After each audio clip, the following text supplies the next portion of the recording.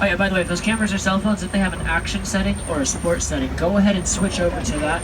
If you get a chance, it'll help us to take some photos, not only while we're on the move, but also while the animals are on the move, because you know, they don't stay around in the same spot all day.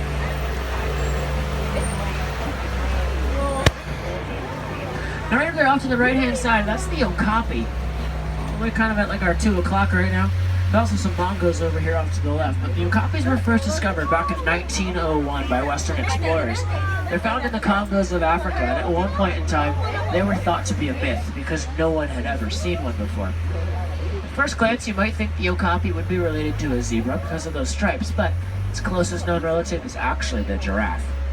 The bongos on the left-hand side, though, they were also known as the ghosts of the forest, and that's because they're so rarely seen.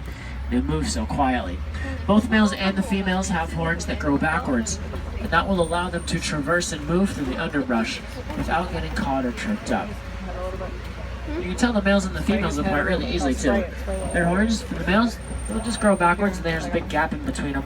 The females' horns, when they get long enough, they actually cross over at the tips. There's a watering hole over here off to our left too. Watering holes are great areas to find animals, mainly because they need to drink water just like we do in order to survive. So keep your eyes on the lookout. We'll see what we can find. There are black rhinos in these parts, so very rarely seen, but maybe we'll have some luck. And it looks like we do. Over here off to the far left, along the back cliffs, you're going to see the black rhino. I think I see one laying down much closer to us now, so he's easier to view right now. Yeah, it's really far out there. The black rhinos, unfortunately, right there, are too. classified as critically endangered, which means there's thought to be less than 5,000 of them remaining on the planet. While rhinos don't face any natural predators, they face threats from us humans, including habitat loss. Their horns also sell for a lot of money in the black market when they really shouldn't. And that's because the rhino horn is made of the same material as our toenails and fingernails. However, in some cultures, there's a couple thousand-year-old belief that rhino horns have medicinal properties and purposes. We know that's not the case anymore, so the only animal that really needs a rhino horn, well, is a rhino. Animals over there off to the right-hand side up on top of the hill, those are known as greater kudu. They're the second tallest species of antelope in Africa.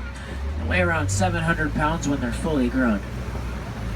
And you can see how that tan coloration really helps them to blend in. Sometimes it makes them almost impossible to find. We're going to be leaving the Little Letiri Forest, but up ahead we're entering into the Safi River next. This area has a lot of waterways to it, and it's home to animals like hippos and crocodiles, and they'll use that water throughout the day.